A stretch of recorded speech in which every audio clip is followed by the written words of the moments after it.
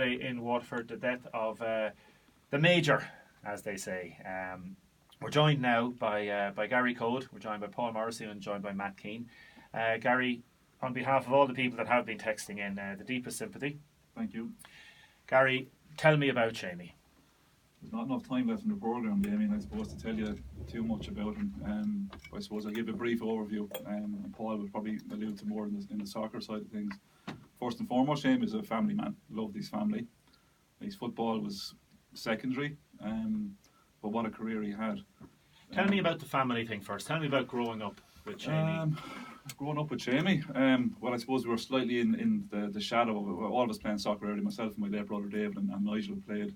We were always told we'd never be as good as Seamie, and we actually took that as a compliment because he must have been good. Unfortunately, I think people just said to him, "You'll never be as good as your uncle Paddy or your brother Paddy." So it kind of went both ways. But and what was he like as a father figure? Like, did he have you out kicking the ball? Yeah, but he encouraged us all, and my sister Laura as well. He encouraged us all to do whatever made us happy, and encouraged us all to be friendly with people, be part of a team, help where you can help, and just try and do good things where possible. Wouldn't let us curse. We weren't allowed to swear, so we took that very seriously. But just an all-around nice neighbour, good friend, good man. Loved my mother, and once Helena was happy, Seamie was happy. So Seamie Coad died yesterday, and there's been an outpouring of well-wishers because he was, and it's a phrase that sometimes is overused, he was a legend. Paul Morrissey, how was Seamie Coad a legend? Well, it's very, very easy because he was a brilliant footballer. Probably the best player that I ever played with. Really? And would have been in the same situation as regards the League of Ireland. He definitely would be in the top three. That's the way I would rate him, because I think he was a fabulous player. For people that don't know, what position did he play? Well, he was, at that time, a midfielder. Like, you have different setups now, they call them. Formations. Yeah, at that time you had goalkeepers, 2 full backs, 3 centre half, left half, and right half, and then you had the midfield players, and that's where Seamie was, and he was brilliant. How was he on the field? Was he tenacious, Gary? Yeah, I obviously too young to see him in his pomp and his heyday, but he did make a comeback in his 40s to play with a veterans team with Hibs, and it was then I got to see him play a little bit, and I said it to Matt just off air there earlier. I mean, even with 2 bendy knees and Davy's boots, because Davy had size 6 or 7 shoes and 2 odd socks, this little man just walked out onto the pitch and was a giant out there, because people used to look at him and go, "God, Major is playing." But I could see him then he'd ping this ball from one side, left or right foot, didn't matter. And the thing, it wouldn't rise 2 inches off the ground, Paul. I think a daisy cutter, and it'd just go from side to side. And he'd bang in shots from 30 yards, and I'm kind of going, he must have been handy back in the good old days. But like I said earlier, he played that 4th division match as if it was the European Cup match against Manchester United. It was, I'm playing, I have to give my best. People expect to give my best. And he told me some months ago, I was out with Aidan Swift, a good friend of Seamie's, some months ago, and he said, I had to perform. I wanted to perform, and I had to perform because my neighbours expected it. The people at Waterford expected it. I was playing for them. So I wanted to perform at my best, and I did as best I could every week for those people. Matt, isn't that lovely? It's incredible, isn't it? I was lucky enough to see Seamie in his prime, unlike Gary, but what an amazing player.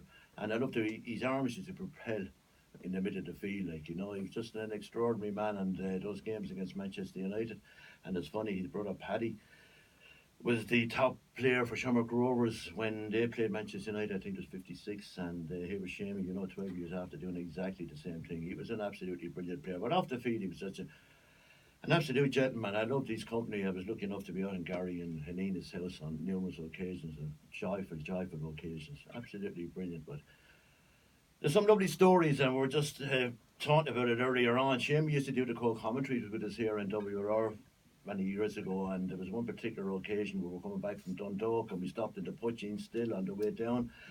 And Seamie was there, myself and Ray Scott were there, and Seamie turned around and he said, "Lads, is that Joe Dolan down there?" He said, "You know." So I went down, I said, "You're Joe Dolan?" "Yeah." "And you know what Joe Dolan said? It's that Seamie Coad." So the two of them got talking. We were supposed to be on the road at 11, 2:15 in the morning. We left. But he was just But I saw him playing in the Pubs League with Brady's, with the Associated Traders in the Factory League, and he treated, as Gary said, he treated those games every bit as importantly as he did all the magnificent games he played with Waterford and indeed Limerick. Paul, your memories of Seamie Coad? But my memories of Seamie Coad are very, very, very good memories. I can't look back and say at any stage that there was something about Seamie that wasn't good.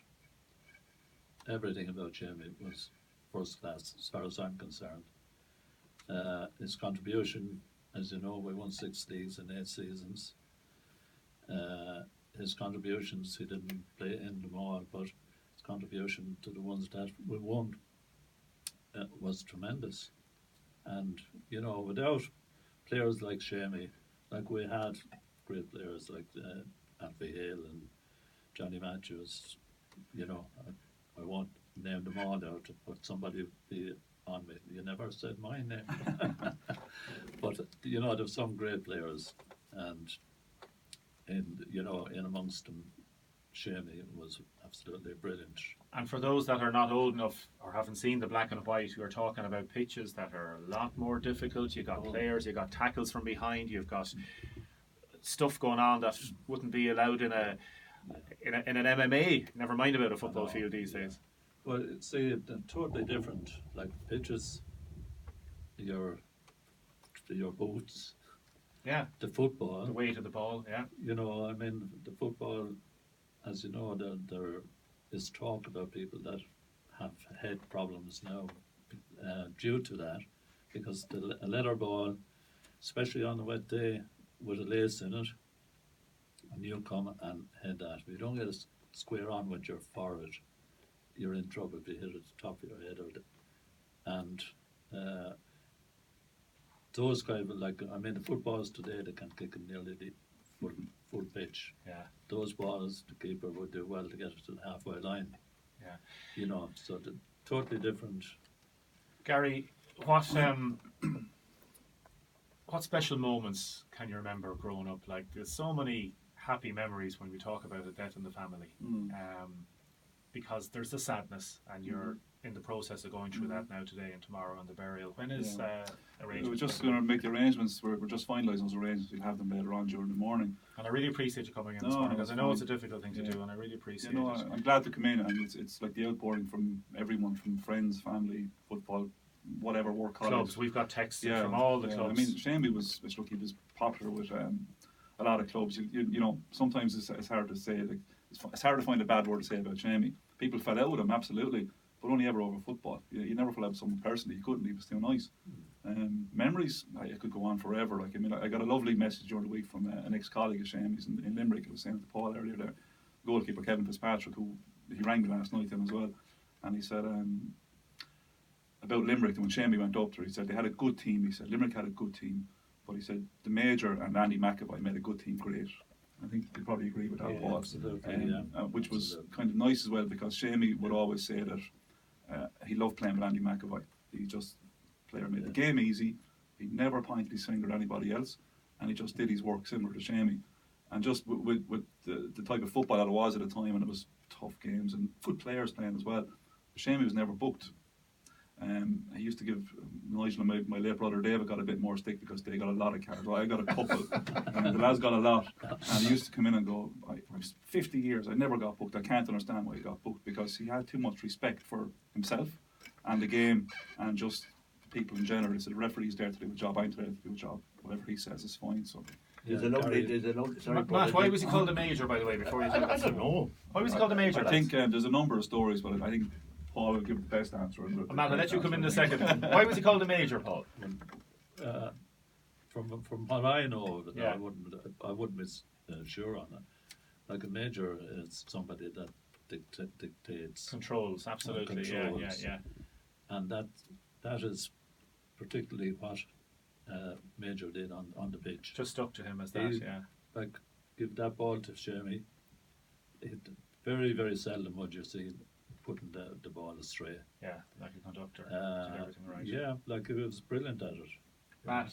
Yeah, there's a lovely documentary. Remember the one we did, it was broadcast again at Christmas Day, Waterford and the European Kings, and Seamie features on that a lot because he had a fear of flying.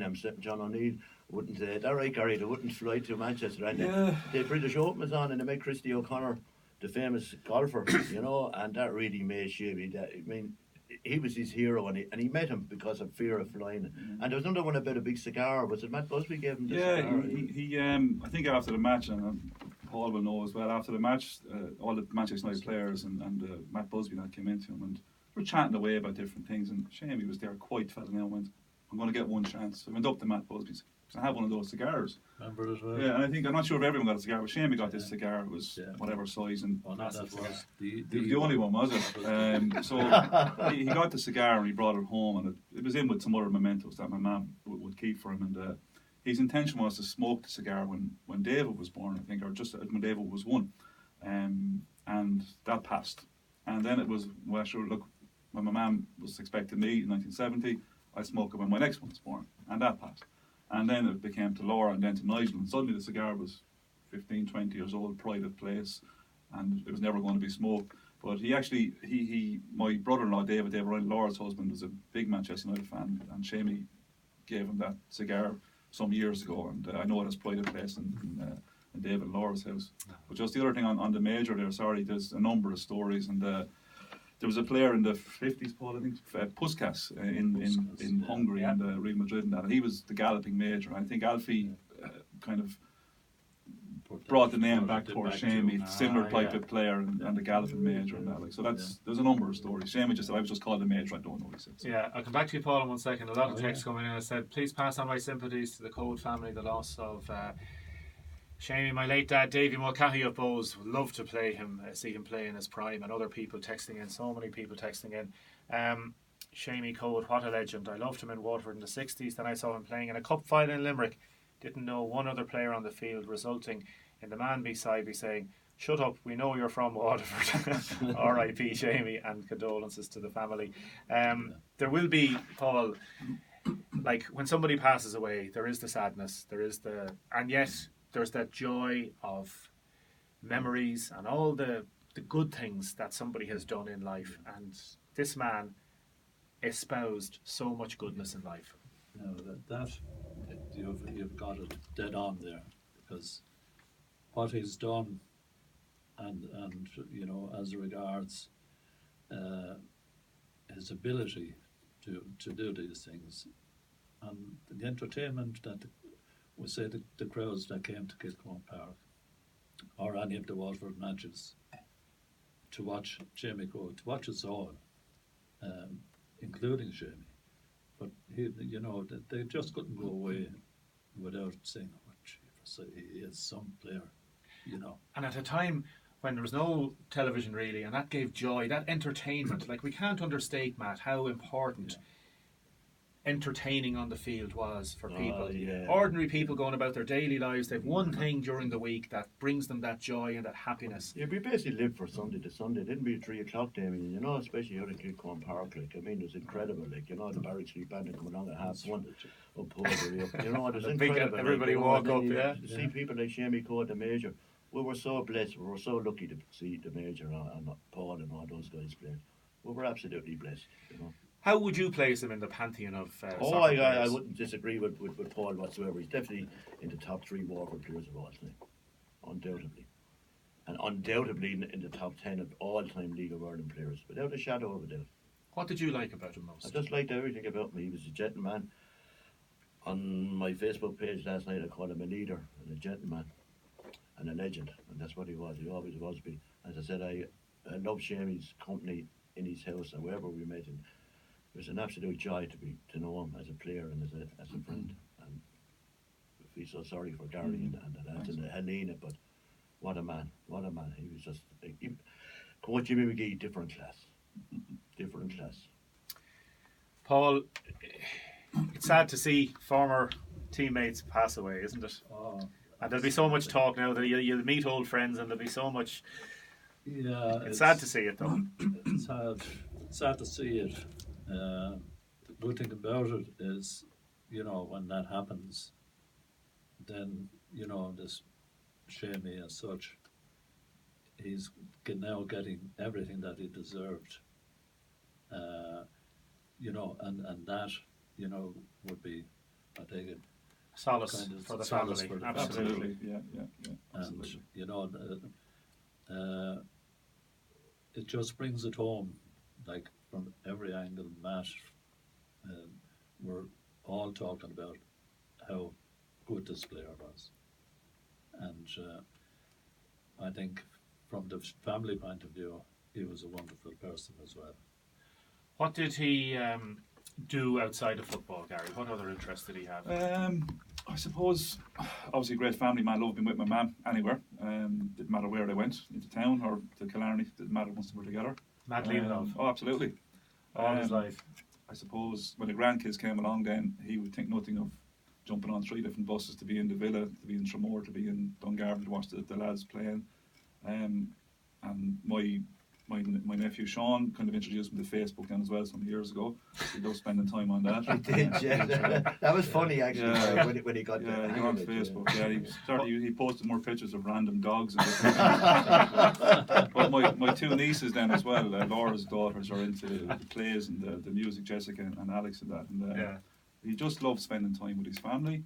Loved to go for a walk, back a horse. I was going to have a say that, pint. Gary. He loved these 3 doubles in the treble, didn't he? A Yankee, and he'd spend hours picking out these horses for 50 pence or so, But loved the game of cards. Just simple things. We'd love to go and watch a match. We'd love to talk. And, I obviously I'll be speaking on Friday, but we used to watch matches, and I know Paul is here, I'm not going to embarrass him, but someone might say on the TV, look, such and such, look, what a defender. And you go, defender? You should have seen Paul Morrissey play. Or, someone would go, God, he's a tough player. Tough? If you ran into Morley or McGill, we'd know all about it, Isn't that true? But he'd always bring it back to his teammates. He'd always bring it back to the lads who soldiered with him. And that's going back 60, 70 years. Yeah. And the number of things, we're in the room yesterday, I'm going, shame we want like 15 or 16 people in this room. There'll be stuff on the front page of the paper. I'm going, shame we looked on the back page of the paper. Yes. Didn't want headlines in his own right. Was happy to be part of the headlines, but was very, very quick and would be the first, I'd say, Paul, to go, that's for Waterford, that's for the lads. Yeah. I remember, and I'm probably hogging it now here, but when my younger fella, when Daniel was learning to read when I was in school, he was 4, 5 or 6, and my mum was a lovely scrapbook of stuff and mementos out in the house match, you've seen it. And Dan would bring in the book and he'd sit up beside Granny, go, Granny, tell me about the match against Shelbourne or Manchester United. And the headline could be Seamie Coad scores a 30-yard goal or whatever it was to be. But he'd always go back and go, well, yeah, but before that, Peter Thomas made a great save and he gave it to Paul. Now, Paul was some player, he could do anything with a football. He gave it to Peter Fitzgerald, he gave it to Johnny Matt or John or Ralphie or something. And all I did was put it into the goal. Now, he would have whipped it in from 30 yards probably, but unless it was everyone got the goal. It wasn't a Seamie, and that's what he wanted. He was just that simple kind of fella. He had a great memory for detail then, Yeah. and a great modesty. Hugely. Modesty would be that's, you hit it right on the nail there. Very modest. He never looked for, and running around and cheering or, Just did his work. He did his work and got on with it.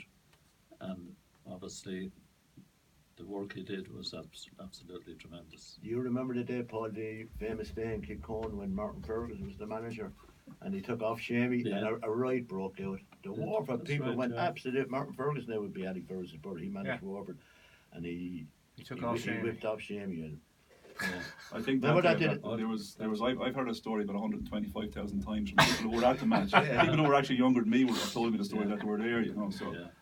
And why did he take him off in the second half? He thought that Seamie wasn't probably performing that particular day. My God, the people that Kilcoan didn't agree that day, Paul. No, it was. Did Martin Ferguson never manage Waterford after that? Oh, he was gone on Monday. He was gone on Monday. You don't do that today. You don't whip off our major. Chairman stepped in and did the job. That's what we have enough, But he was very old school as well when it came to kind of managing and coaching. And not old school, I suppose. He was school. The new school was taken over. Yeah. But would make things simple. It's a simple game. Coaches confuse it. And I remember we were out watching a coaching session. I think it was Tremor a couple of years ago, and he wasn't a great fan of coaches or coaching. Wasn't a great fan of coach or coaching. And they were practicing this corner out there. And I think it could have been, I think it was Tremor. And the corner kept breaking down, and it was fellas, he couldn't kick the ball in or hit the front post. You could see him getting more and more frustrated. So I said, I'd poke the bear now, I'd poke the bear. I said, what do you think of that, Seamie? What are they doing? I said, that's coaching, Seamie. Coaching? You can't kick the ball into the box. I said, I'd poke the bear a bit more. I said, but what did you do in the 60s when Paddy was the manager, or Vinny was the manager, or Shea, or Ralph, whoever happens to be, you know? Well, he said, they told John, go out there and kick that ball into the box. Or they told Johnny, man, go out there and kick that ball into the box. Alfie will head it, Paul will head it, Jackie Morley will head it, Al Casey will nip it in. He said, if it breaks the edge of the box, I stick it in the top corner. I said, did that work? Didn't they win the league 6 times, he said to me. So there you go. Like. You know, but he liked things to be done properly, but not overdo it. Don't stage it. Absolutely. He had like as regards us going up to away matches and things like that. One thing that he never went on an aeroplane. Didn't like the airplanes. And there's one particular, as Gary, that we were heading off to Spain. Frank Davis, we had won the league, and he was treating us to a week out in Spain, played 1 or 2 games. So we went up to Dublin and stayed in the Shelbourne Hotel the night before we were going to fly. So we all got up the next morning, down for breakfast. No sign of Major. Somebody had to go up to the room and see was he in the room. No. He had got up very early, obviously, because of his. Had to get a ferry, did he? No. Tom the lift. Come live back home. Home to Waterford. Oh my God. Yeah, home to Waterford. Yeah. The original Mr. T, Damien. We're going to hear more of those stories later. Paul Morrissey, thank you so much for coming in. Gary Coad, Deepest Symphony on behalf of everybody. Matt Keane, thanks for coming in, and you'll know more of the details about the burial in a little while. Thanks again. Damien, I must thank you. Not at all, Paul. It's a pleasure to have you in to pay tributes to Seamie. Not at all. It's a pleasure and an Thanks, honour. Damien. Thank you. Thanks, Paul.